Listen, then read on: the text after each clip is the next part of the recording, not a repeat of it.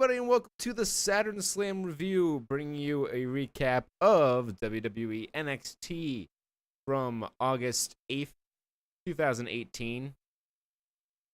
The not quite go home show. It's the almost there. And an interesting one. Yeah. Some things happened, some things didn't happen. We have a new set, air quotes. Yes. You can see. Oh my God. We got wrestling nicknames here. For the record, I had him as Punching Peter first, but he requested the change. Yes. Because I thought I would sound cooler, even though it's less wrestler and more Western outlaw. Yeah, he's like, I But sound like a cowboy with Punching Peter. I'm like, well, that's the idea. That's your no, gimmick. a Purgatory Pete. Oh, okay. Hey, it's Purgatory Pete. He's coming to wrestle up the territory. He's gonna come in. He's gonna do the job to Hogan, and he's gonna go out. All right. New people. Lots of new people on this card. Let's start with the newest of new people, which coincidentally has, or ironically, has the name of something that happens to a very old star, Amber Nova. Dinosaurs and old stars exploding. Her gimmick is that she's got a reverse Benjamin Button going on. I guess the idea. So she aged. Yeah. Oh, I get it. It says that she's the daughter of a mechanic who liked to drive Chevys. So Chevy Nova. Yeah, they made a bunch of references to her being a gearhead and working on cars, particularly the Nova. Which I was like, this gimmick won't get very far. She'll be repackaged in a few months. Yeah. But she's as Peter put, let me just make sure I have the exact quote, shredded like brisket. That's right. I was going to say shredded like pulled pork, but shredded and pulled, they're both sort of similar words, so I felt like the wordplay wouldn't be 100%. So I went with the more probably incorrect reference just for the sake of improved meter and joke timing. I have a system.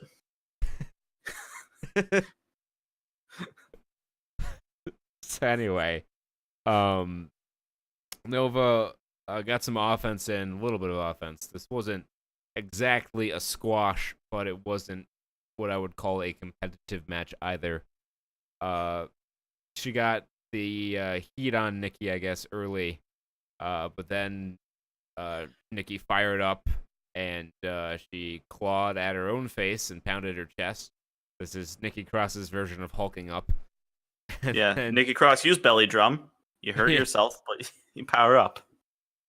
HP was cut in half, attack maxed, and then she went on the attack with some clotheslines. NXT fans chanting her name. Cross took flight with a high cross body, and then pinned her after hitting the Purge, which is the new name. I don't know if it's entirely new, but it's the first I remember hearing of it for Fisherman Neckbreaker. Yeah, that's a great name. It's a great finisher name. Although I also like Fisherman Neckbreaker. That's what it is. Yeah. Synonyms. Undisputed Era laid out Ricochet. They played Ricochet's music, and then they came out with his corpse and left it on the ramp. The man was dead walking. The man was most certainly dead. With his challenger for the takeover laying at his feet, Adam Cole said that he is the one and only NXT North American champion. True. And promised the fact wouldn't change after he and Ricochet wrestle on the takeover event, which we will, as of right now, be in attendance for. Yay! The thing I loved about this. The one line I loved from this little spot was that Adam Cole. He's like, "I'm not a coward, Ricochet," as he's standing over Ricochet laid out because they laid an ambush attack. Yeah. That's the greatest bit. He's a heel. He gets to lie. It's the best part about the thing, is you can just make up shit. Babyface is a death sentence. It is. Babyface is death. Shuffles off.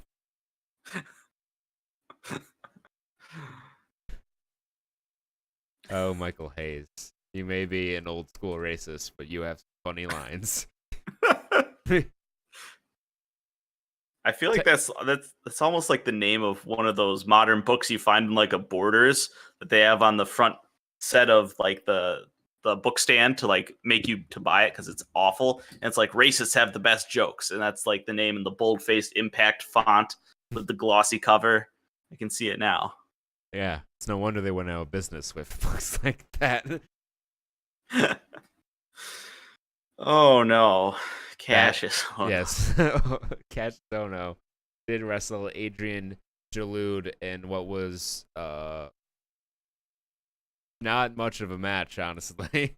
They're trying to introduce the concept of BJJ in wrestling, so they had a couple of them, couple Brazilians coming out. He didn't look bad. He wrestled in a gi pants, no shirt, and taped feet, looking like a Bruce Lee extra. I was gonna say a Shoto in Street Fighter. I was searching for. Well, he got showed up. Yeah, he did get showed up. That's appropriate. After some impressive maneuvers, Ono was like, "Yeah, fuck this shit." He started hitting him with kicks. He was reeling after that, and then the knockout artist hit his elbow, the Dream Crusher, he's calling it, to score the emphatic win. Oh, I wonder who's gonna try and use that on. They already had that match.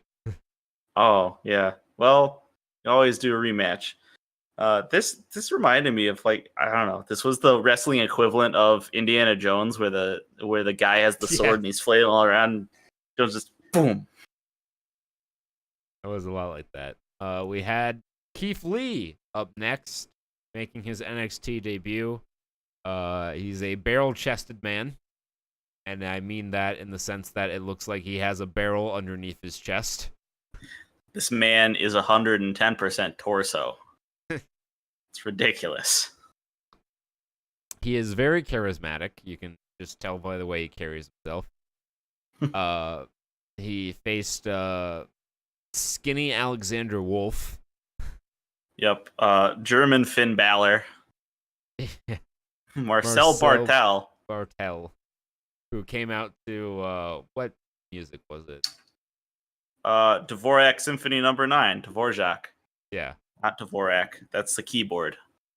Peter was like, classical music, and I was like, public domain. Yeah, so this was the double debut. I think that's what they were trying. Yeah. And it worked pretty well. Well, yeah, I guess so. Lee it wasn't so much a squash as it was Lee took 90% of the match. Yeah. He immediately hit a leapfrog over Bartel and hit him with a drop kick. He moves very well for a guy his size. He threw Barthel across the ring with a out of front face lock. Barthel hit a few European uppercuts and then hit a double thrust to the throat and dodged a avalanche attempt. But that was about all the offense he would get, because Lee is not going to lose his debut here. He bulldozed him with a pounce before smashing him to the canvas with a what looked like a jackhammer of sorts. The NXT fans were very happy to see him. I guess he's not using the Spirit Bomb anymore. I don't get it, but well, that was his finish on the Indies. It was basically a last ride, or okay. No, it was a sit out. So it's Kota Ibushi's Golden Star Powerbomb. Yeah, it's basically the same thing. Oh, cool. Tainara Conti defeated Vanessa Bourne in the Mae Young Classic qualifying match here for the last spot in the tournament. Yeah, So match was a little lackluster. Yeah, it was two But girls who are still developing. They went out and had a developmental match. Um, Tainara Conti, even though I think they're both heels still, Tainara Conti worked this as a babyface, or I guess probably more accurate to say that Vanessa Bourne worked it as a heel because Tainara didn't really make a babyface comeback per se. She just kind of no, she just got there. she hit some moves and then won with a slam. Yeah. Finish kind Yeah. of came out of nowhere. Was kind of flat a little bit too. And then we had the scheduled main event of Tommaso Ciampa. No, not Tommaso Ciampa. Sorry, Aleister Black versus Johnny Gargano, in which Ciampa interfered. They were having a good little match here. They weren't really doing too much. They were just hitting each other pretty hard, but not doing anything like crazy in terms of flips or anything. And then they double clotheslined themselves, and then Ciampa came out and threw Gargano out of the ring, prompting the referee to call for the bell. Then went after Black, because as of this moment in time, that was the match takeover: Ciampa versus Black. Yep. The NXT announced team speculated that he was looking to soften up his opponent before the title match. The brawl quickly encompassed all three superstars. It was a pretty good brawl. Punches and kicks every which way. A swarm of geeks came out to separate them. as is tradition. It's great. As is tradition. And then Papa Regal came out. It was like, go to your rooms. No belts for any of you until you do a triple threat match, as the theme from Curb Your Enthusiasm plays in the background. Yeah. So that was the match. I say was the match because, unfortunately, as we talked about last week, Aleister Black injured himself, tore his groin, had surgery, so it was a little foolish to expect that he'd be able to wrestle in any case, but apparently his recovery is going to take a little bit longer than initially expected, so he's out of the main event. They could still change their minds up until, like 8 o'clock on the 18th. But as of right now, it's going to be Johnny Gargano and Tommaso Ciampa in a last man standing match. Just do it. Just do it, guys. It's so close. You're in Brooklyn. You can. Why not have the cell there? I mean, how expensive is that to ship? It's just a bunch of fucking. It's a big old rebar frame and some chain link. You could get Johnny over on 32nd to build it for $100. I know a guy. I know a guy. He uses all immigrants. Gets the steel from China. Does it dirt cheap. Just don't climb on the walls. It'll be fine. Throws them into the cell. The whole thing collapses. And whenever you do not bring gallium into the stadium. It's of critical importance. You don't want to know why. Just don't bring any gallium. I don't know why you would have gallium at a sporting event, but in any event, if you were thinking of bringing some in, just don't. I would suggest that you refrain from that behavior. Don't have not even any new talent named Gallium. Get him out of there. It's too similar. It'll all just combust.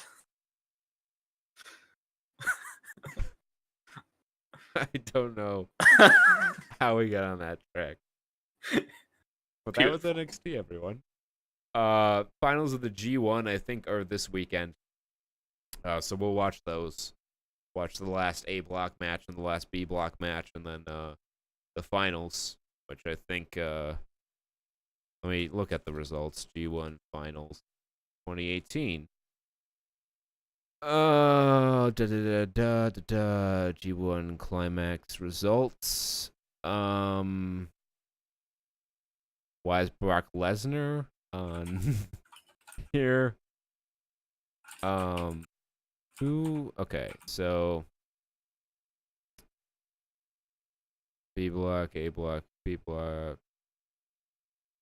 This doesn't tell. So Hiroshi Tanahashi won the A block with 15 points, and Kota Ibushi won the B block with 12 points. So the G1 finals are going to be Tanahashi versus Ibushi, which should be good. And I think, yeah, that's going to be and that's August 12th, so that's tomorrow. And today,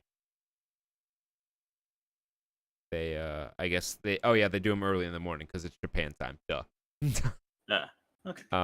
So yeah, we'll watch Ibushi and Omega, and we'll watch Tanahashi and Okada from Friday, and we'll watch Tanahashi and Ibushi tomorrow, and then those will be in front of the go home show for NXT next week, and then we'll do predictions sometime. Yeah. And that's gonna wrap it up for us today. We'll see you next time. Goodbye. Goodbye.